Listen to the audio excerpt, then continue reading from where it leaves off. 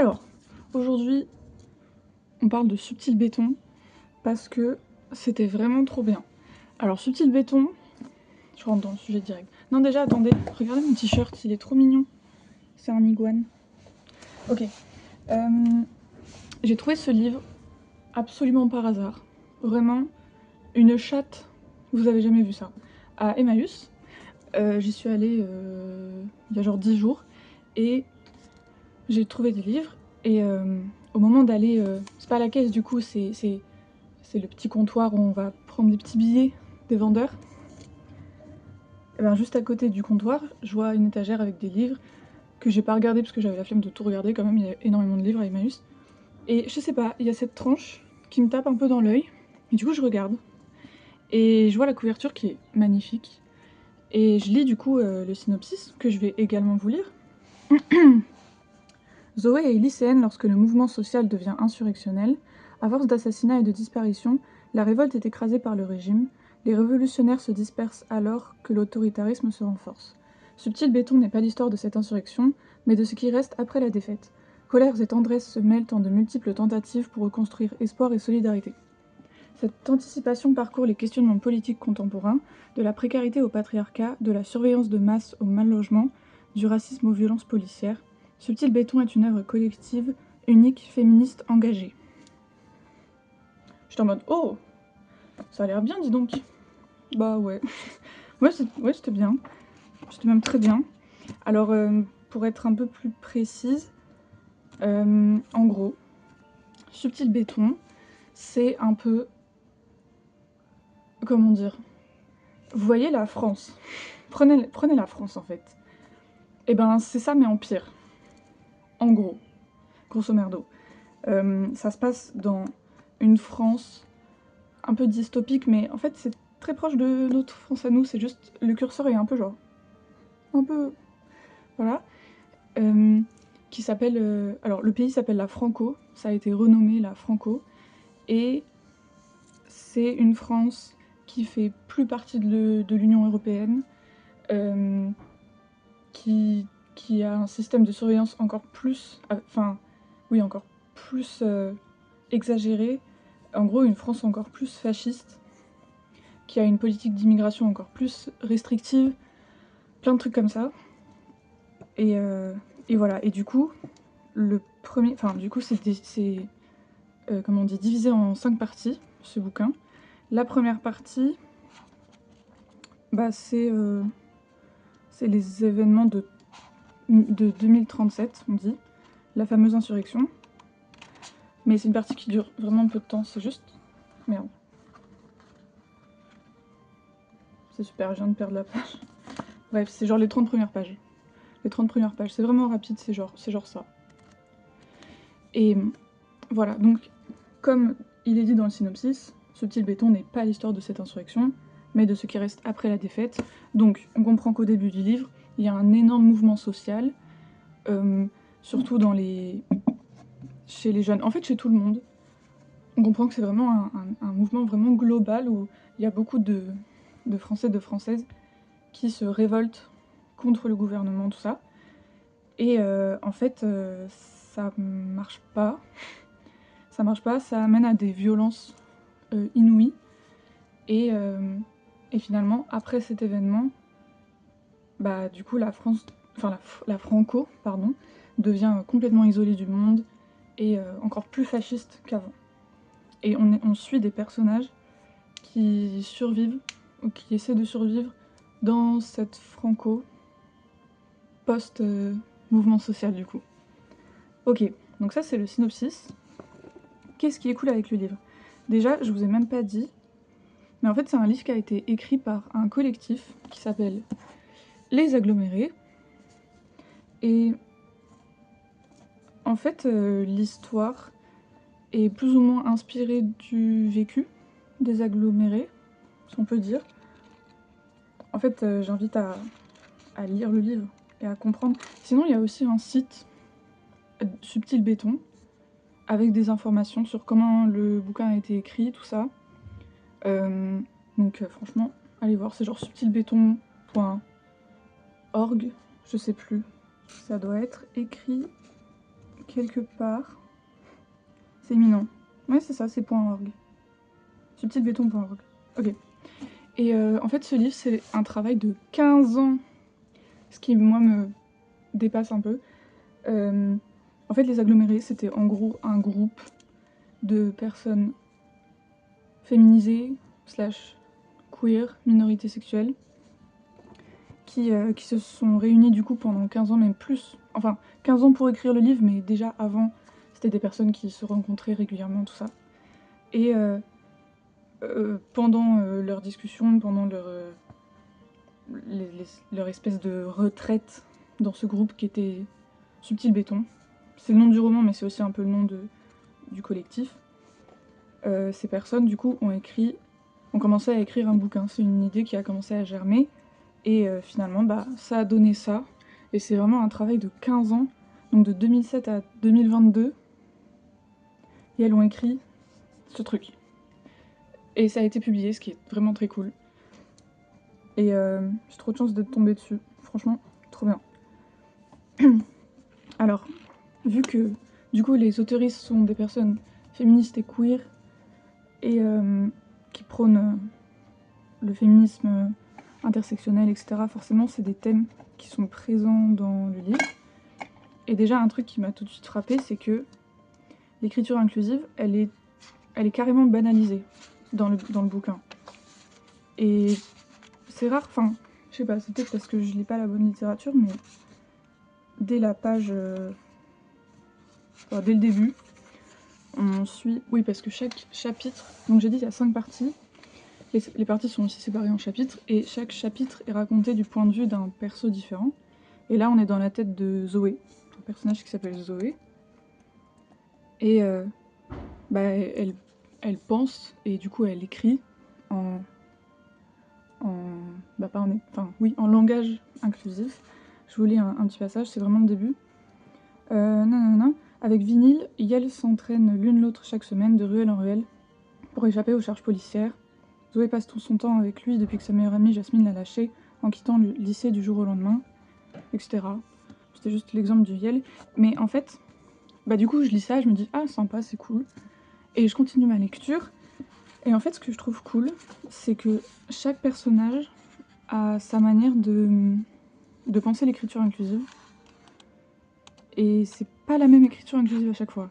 Donc du coup le personnage de Zoé, elle emploie les pronoms Yel quand il y a plusieurs personnes de genres différents, enfin pour désigner un groupe de personnes de genres différents.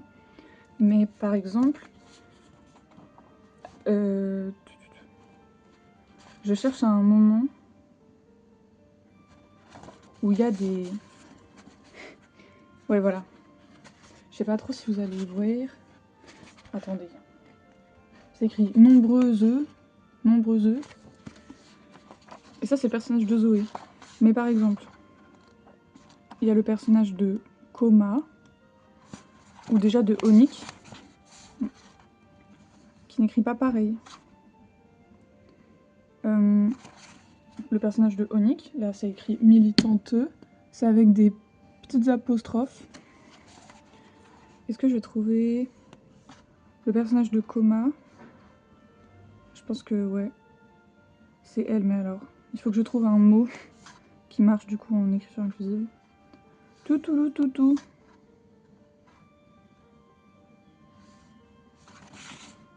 Genre par exemple ici, c'est écrit chacune s'était ratatinée dans son trou, etc., etc. De toute façon, il y a plusieurs mots qui marchent. Mais en gros, vous voyez, pour Coma, il y a des E majuscules pour faire écriture inclusive. Et vraiment, chaque personnage a un peu sa manière d'écrire. Et c'est pas que l'écriture inclusive. Il s'agit pas que de ça. C'est aussi juste dans la mise en page, la mise en page, la mise en texte. Pour le personnage de Nick, il y a absolument jamais de majuscules. Le personnage de Nick, vous voyez, il n'y a pas de ponctuation. Enfin, il y a des virgules, c'est tout. Il y a des virgules, mais il n'y a pas de points. C'est des sortes de barres. Et c'est marrant parce que ça me fait penser à des mesures. Des barres de mesure en musique. C'est drôle. Enfin, j'aime bien. Mais du coup, à chaque fois, ça donne un rythme un peu différent au texte pour chaque personnage. Avant, je parlais du personnage de Coma, et Coma, il n'y a pas de virgule dans ses paragraphes. Du coup, quand elle parle, quand il y a beaucoup de mots, ça donne toujours une impression d'angoisse un peu, parce qu'il n'y a pas de virgule, on respire pas dans ses phrases. Et je pense que c'est pas anodin. Et en même temps, je sais pas. Je pense que c'est... Enfin, je suppose que c'est une volonté de remettre un peu en question l'écriture française, et je trouve ça assez cool. Surtout que, j'avoue, moi je suis un peu une folle du français, genre de la langue française, parce que j'ai été éduquée comme ça, ou quand j'étais petite, quand je faisais des erreurs, bah, mes parents me corrigeaient. J'ai toujours été un peu à cheval sur la langue française. Et là, dans ma vingtaine, j'essaie un peu de désapprendre ça parce que je me rends compte que c'est quand même une langue qui est construite sur des biais classistes et sexistes. De ouf sexistes, oh mon dieu. Genre c'est trop grave. Du coup c'est assez rafraîchissant d'avoir ce type d'écriture qui change et puis juste qui... C'est pas juste ça change, genre oh c'est sympa, ça change, non, genre il y a vraiment... Ça a vraiment un intérêt. Donc j'ai vraiment kiffé. Et même sans parler de mise en page ou de mise en texte ou de ponctuation, de forme, même dans le fond, j'aime bien le fait que c'est assez facile de reconnaître quand un personnage parle ou pense, parce que les 4 premières parties, c'est très clair. Le nom du chapitre, c'est le nom du personnage qu'on va suivre, mais la 5e partie, tout se mélange un peu, parce qu'il y a vraiment beaucoup de personnages qui sont réunis au même endroit. Et même si c'est jamais précisé quel personnage on suit dans quel paragraphe, on comprend parce que bah, on a appris à connaître les personnages et ils sont bien caractérisés. Et je sais pas, par exemple, il y a un personnage qui s'appelle Pedro. Et Pedro, c'est un peu le fanfaron de la bande. Oui, enfin, il est assez stressé, mais en fait, il le montre jamais. Et tout passe par l'humour chez lui. Il dit que de la merde, mais jusqu'au bout du bouquin, même quand la situation est super sérieuse, ou qu'on a vraiment besoin de se concentrer ou quoi, il raconte des trucs en mode oui, c'est les géantes, c'est les dauphins qui viennent nous aider. Enfin, il raconte n'importe quoi, mais en fait c'est pour cope avec le stress. Et ben du coup, quand on suit un paragraphe qui parle de calamars géants et de dauphins avec des pouvoirs magiques et tout, tu sais que c'est Pedro. Tu sais que c'est Pedro, tu sais que c'est lui qui parle. C'est bon, c'est facile. Aussi un autre, en parlant d'écriture, un truc que j'ai trop kiffé, c'est que dans le groupe du coup de c'est pas vraiment des militantes, enfin, parce que bah, elles font pas grand chose finalement, parce que c'est très compliqué, parce que la France est vraiment, enfin la Franco, pardon, est vraiment très très fascisée, et il n'y a pas beaucoup d'espoir, en tout cas au début du bouquin. Mais on va dire les personnes clandestines qu'on suit, et ben parmi elles, il y a 2 enfants, qui sont les enfants d'une des filles qui fait partie du groupe, enfin une des femmes qui fait partie du groupe. Et donc elle a 2 enfants, Stern et Dudu. Stern, elle a 10 ans au début, donc le livre se passe sur 2 années à peu près, donc elle a entre 10 et 12 ans. Et Dudu, il a entre 4 et 6 ans. Et pareil, ces personnages-là, genre c'est trop une bouffée d'air frais. À chaque fois qu'ils apparaissent, ils sont trop drôles, ils sont trop mignons. Et pareil, leur écriture, bah, elle est super... elle est enfantine, mais c'est pas... je dis pas ça genre de manière dénigrante. Et le livre les prend pas pour des cons aussi. Et ça, j'ai vraiment kiffé. Genre, le personnage de Stern, du coup, la grande sœur qui a 10-12 ans, elle est trop drôle parce qu'elle est... En fait, elle est tellement vive d'esprit, elle a confiance en elle, et elle en a marre des adultes. Et en vrai, il faut imaginer, genre, c'est super compliqué comme situation. C'est-à-dire que c'est une gosse qui vit complètement reclus de la société, dans un vieux mobil-home, genre au fin fond de la forêt, à côté d'une ville portuaire. Enfin, elle a aucun lien, elle va pas à l'école forcément. Elle vit vraiment avec des marginaux, des adultes. Donc c'est complicado. Mais en fait, ce qui est un peu drôle et un peu mignon, enfin je trouve ça mignon, c'est que du coup, ces gosses, bah, ils ont tout un vocabulaire de gros anarchistes. Enfin, c'est trop marrant. Et là, il faut que je retrouve un passage. Mais alors, pour le trouver, parce que j'ai énormément à noter. Mais attendez, je vais trouver et je vais revenir. Ok, genre par exemple, c'est un peu vers la fin du livre, mais c'est pas du tout un spoil. Il y a Stern et Doudou, donc voilà, les deux enfants qui jouent à plier du papier et les lancer genre en mode avion de papier. Mais Dudu, le petit frère, il en a marre. Du coup, il y a Dudu qui dit « Stern, je fais la grève de l'usine des avions ». Et Stern qui dit « Quoi ?»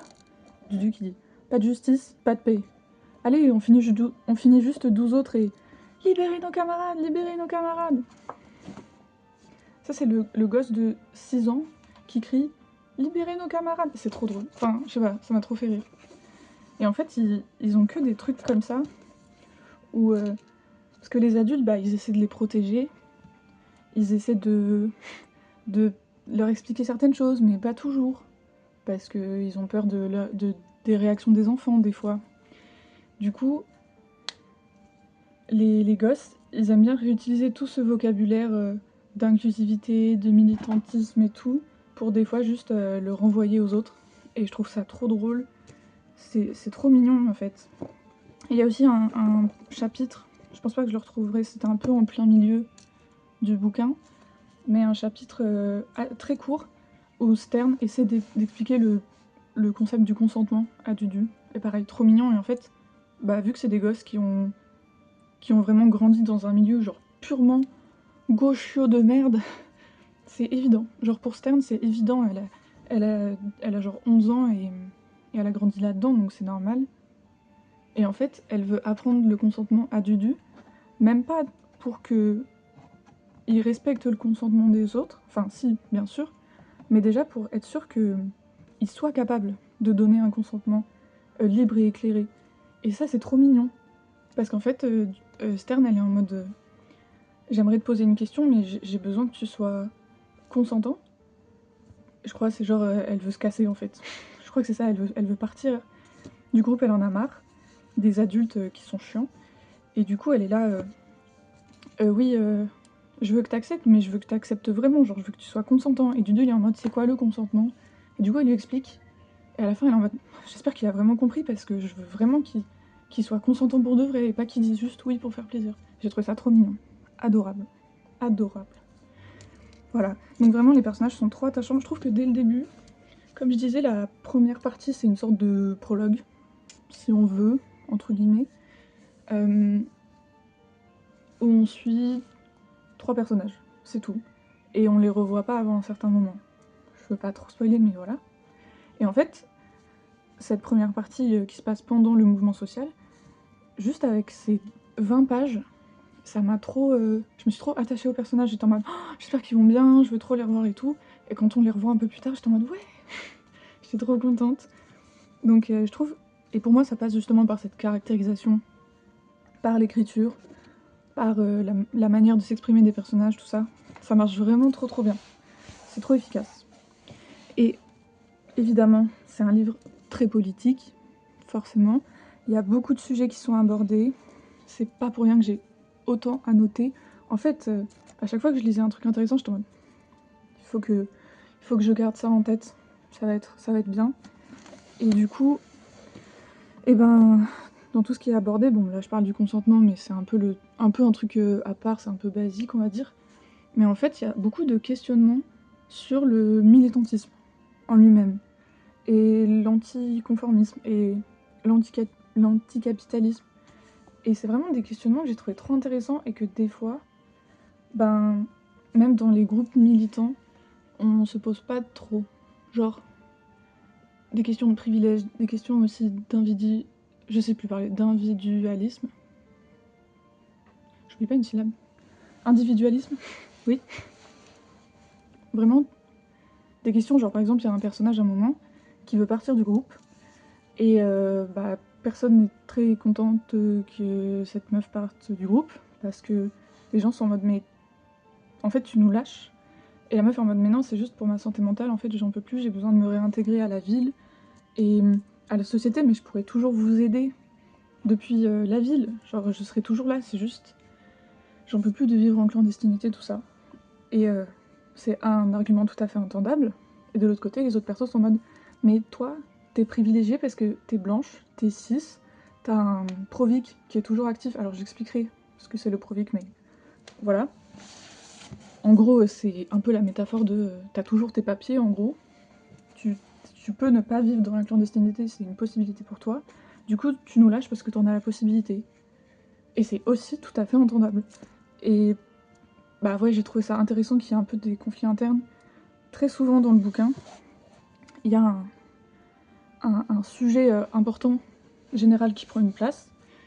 Et les personnages essaient de discuter autour de ce sujet.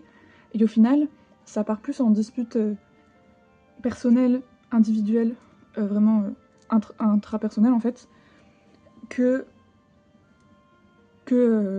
discussion autour de ce sujet. Je sais pas si c'est clair ce que je dis. Mais par exemple, je donne un exemple qui n'est pas dans le livre, hein, c'est pas un spoil. Admettons, le sujet c'est venez, on va faire exploser la Maison Blanche. Voilà, c'est le sujet de. Voilà, l'AG du jour, c'est ça. Et en fait, pendant l'AG, on commence à partir sur nos propres problèmes en mode oui, mais tu te souviens, la dernière fois, tu m'as pas fêté mon anniv, j'en sais rien, je dis de la merde. Et ben, il y a beaucoup de moments dans le livre où c'est ça, et les personnages sont en mode putain, ça me saoule en fait, le groupe, on n'arrive pas à rester concentré sur notre objectif parce que bah, on est trop focus sur nos petits problèmes personnels. Et j'ai trop aimé ce questionnement sur les groupes militants. Et il n'y a pas de solution, il n'y a pas de réponse dans le livre, c'est juste se poser des questions, se demander finalement comment faire pour garder sa personnalité, garder son individualité, et en même temps faire collectif. Parce que c'est obligé de faire collectif si on veut vraiment lutter. Donc j'ai kiffé. Du coup, pour l'histoire des Provic, qu'est-ce que c'est que ce truc?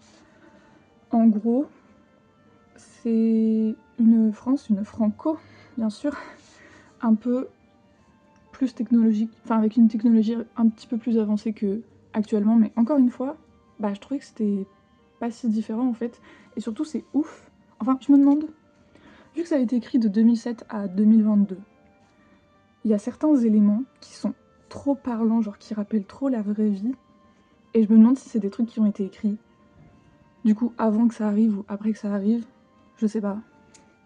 Mais par exemple, l'histoire de la technologie qui est trop avancée, et il y a un peu des bails, bon c'est pas trop exploré, mais il y a un petit peu des bails de genre réalité augmentée, oui c'est ça, dans le livre. Et je suis en mode mais c'est trop stylé, enfin non c'est pas trop stylé, mais c'est stylé si ça a été écrit avant les bails d'IA un peu. Et en même temps sûrement, je sais pas. Et aussi, les personnages ils ont des combis, et en fait les combis c'est jamais expliqué visuellement vraiment ce que c'est, mais on comprend que ça fait tout. Ça fait tout, c'est un peu comme les smartphones. C'est-à-dire qu'avec les combis tu peux rentrer chez toi, verrouiller la porte de chez toi, acheter, mais c'est même pas juste acheter, ça te permet de rentrer dans les supermarchés ou dans les restaurants, dans les lieux publics où tu peux aller dépenser de l'argent. C'est-à-dire que si sur ton combi, t'as pas beaucoup d'argent, t'as plus d'argent, en fait tu vas essayer de rentrer dans un supermarché, tout, il y a des bornes là, qui vont te bip bip bip, qui vont faire bip bip bip, et si t'as pas d'argent, tu peux même pas rentrer dans le supermarché. Donc, je sais pas, vu que maintenant avec nos téléphones on fait tout, on achète, on paye comme ça sur le TPE avec le téléphone, on achète en ligne, on fait tout. Le téléphone ça fait télé, ça fait ordi, ça fait téléphone, ça fait tout. Ça fait tout. Et j'étais en mode mais est-ce que du coup ça a été écrit plutôt vers 2007 ou plutôt vers 2022, cette partie de l'histoire? Je sais pas. En tout cas c'était intéressant. Mais bref, oui, la technologie, dans le bouquin, elle sert surtout à la surveillance. Donc il y a les combis, qui sont, on va dire, en gros c'est des smartphones, ou comme des sortes de puces d'ailleurs je crois. Il y a des puces. Oui c'est ça le truc de Provic. En fait Provic c'est protocole de vie courante. Et l'idée c'est que c'est comme un historique de tout ce que tu fais.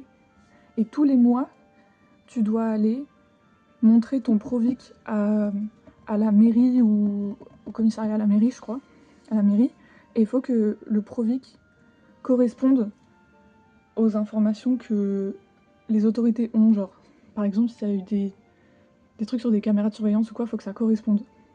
Sinon, il y a une anomalie, c'est bizarre. Donc, en fait, c'est vraiment un pays ultra surveillé, un peu... enfin, je sais pas si le lien, il est un peu capillotracté, mais... C'est le train.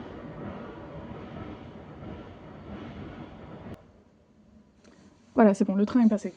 Qu'est-ce que je disais? Ah oui, je sais pas si c'est un peu tiré par les cheveux, mais ça m'a un peu fait penser à 1984, le côté hyper surveillance, genre vraiment Big Brother. Bon, c'est pas... y a aucune référence à l'œuvre d'Orwell, bien sûr. En plus, 1984, moi je l'ai lu il y a longtemps, quand j'avais genre 14 ans. Donc ouais, ça fait vraiment longtemps, donc je me souviens plus de tout. Mais c'est pas tout à fait pareil non plus, c'est juste le côté ultra surveillance qui me fait penser à ça. Mais c'est quand même différent. Je trouve que pour un livre dystopique, c'est très... Il y a quand même un peu d'espoir, d'humour. Bah, comme je disais, en fait, on se concentre pas tellement sur les méchants, genre le gouvernement ou, ou la police ou quoi. Enfin, c'est toujours une menace un petit peu pesante, mais on se concentre plus sur les personnages qu'on suit. C'est plus ça qui est intéressant. C'est vraiment le côté un peu humain, de suivre des personnes qui sont marginalisées, de les comprendre, de comprendre leur vécu, de comprendre leurs émotions, de comprendre comment elles font pour résister et pour survivre, surtout. En fait, c'est plus une question de survie que vraiment de militantisme. Et voilà. Et oh putain. Et comme je disais, il y a vraiment beaucoup d'espoir dans ce livre qui fait plaisir à voir. Genre, c'était agréable la lecture. C'était pas... Parce que, bon, du coup, pour parler de 1984, quand je l'avais lu à l'époque, ouais, je me souviens que ça m'avait déprimé. Genre, ça m'avait vraiment déprimé. Le livre était pas mauvais, mais à la fin, tu sortais en mode... C'est nul. Enfin, pour celles et ceux qui ont lu 1984, la fin... Oh, la fin, c'est d'une dépression. Genre, oh, c'est trop... En fait, c'est... Enfin, j'ai pas envie de spoiler parce que ce serait dommage, mais c'est juste full déprimant. T'es en mode, ah ouais, bon, c'est de la merde. La vie, c'est de la merde. Ici, non, il y a une petite lueur d'espoir. Alors, je vais parler de la fin, je vais pas spoiler. Juste donner mon avis. J'avoue que la fin, j'étais en mode, what the fuck? Ça part un peu... En fait, j'ai avancé dans le livre. J'étais là. Et j'arrive... En fait, j'arrive à la 5e partie, donc la dernière partie. Et je me dis, mais comment ça va finir? Parce que là, actuellement, dans l'état des choses, je pourrais suivre l'histoire des personnages sur 10 tomes, comme ça. Genre, aucun problème. Enfin, en fait, vu que c'est vraiment juste, on suit la vie des personnages dans ce milieu, voilà, compliqué tout ça, j'étais en mode, bah, s'il faut suivre la vie pendant longtemps, moi, je veux bien le faire. Il n'y a pas de souci. Et je me disais, comment ça va se finir, du coup? Et la fin est un peu particulière. Je pense avoir compris ce que ça représentait. Mais j'ai quand même lu, j'étais un peu en mode wow, ok, ça part un petit peu en couille. Mais why not? En vrai, why not? Et je trouve ça cool d'avoir une fin un peu bizarre, entre guillemets. Enfin, je veux pas spoiler, mais pourquoi pas? En vrai, pourquoi pas? J'aurais aimé peut-être un peu plus de poids émotionnel aussi à la fin. Mais c'est ok, c'est vraiment ok. Et aussi, truc cool, à la fin, il y a une chronologie politique. Et je pense que je vais pas tout lire parce que c'est un peu long, mais ça se présente comme ça, c'est juste cette double page. Et c'est du coup chronologie de tous les événements qui se passent dans l'univers du bouquin. Et c'est sympa. En vrai, je pense que ça fait quand même un peu référence à des choses qui se passent dans la vraie vie. Genre 2017, passage en tête de l'extrême droite au premier tour des élections présidentielles.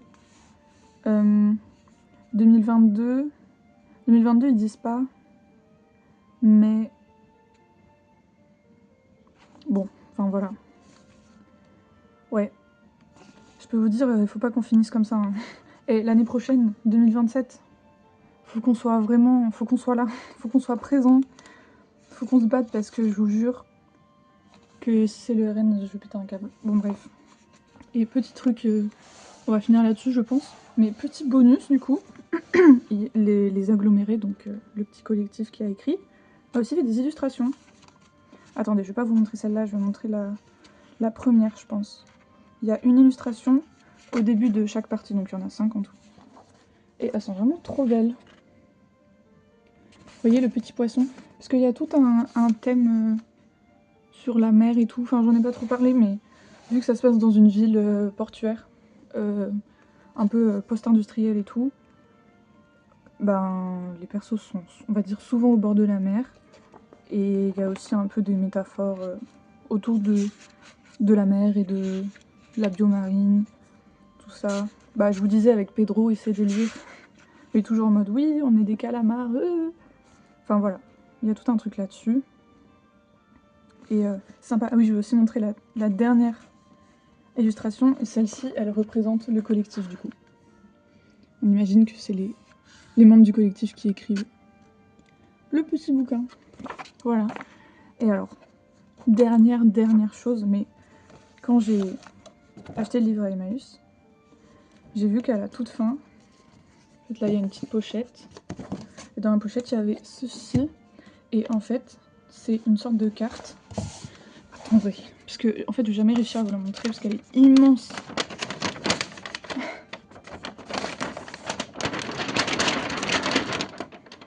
C'est énorme.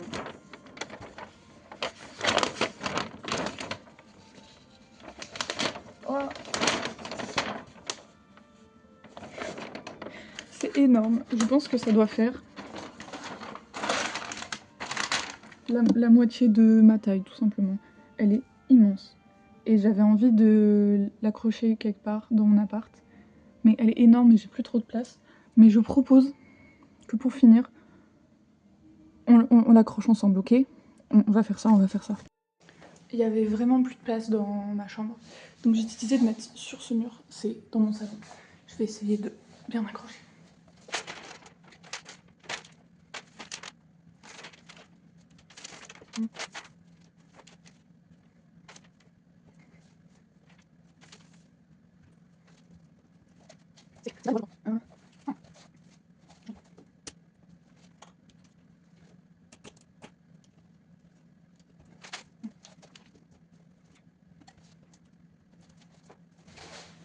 Voilà. Franchement, attendez, je vais vous montrer de près parce que c'est beau, non?